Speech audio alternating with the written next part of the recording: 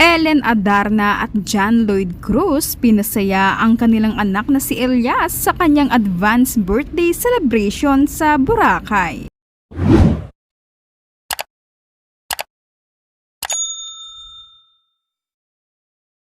Ellen Adarna at John Lloyd Cruz masayang nagsama sa Boracay para sa advance birthday celebration ni Elias. Usap-usapan ngayon ang magandang samahan ni Ellen at John Lloyd matapos nilang magsama sa isang masayang getaway sa Boracay para sa advance celebration ng kaarawan ng kanilang anak na si Elias Modesto. Sa mga ibinahaging larawan at video, kapansin-pansin ang magaan at masayang samahan ng dating magkapartner habang magkasama nilang ipinagdiriwang ang espesyal na okasyon para sa kanilang anak.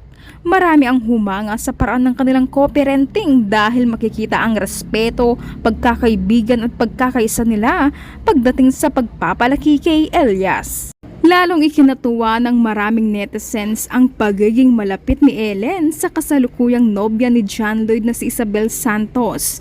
Sa ilang pagkakataon, pabiro pang umano itong tinawag ni Ellen na best stepmom.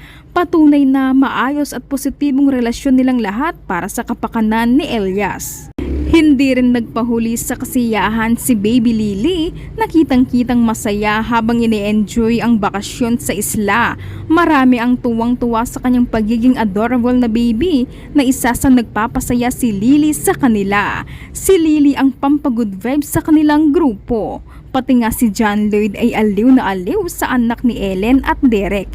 Kahit sino ay tuwang-tuwa sa pagiging bibo at cute na baby ni Lily.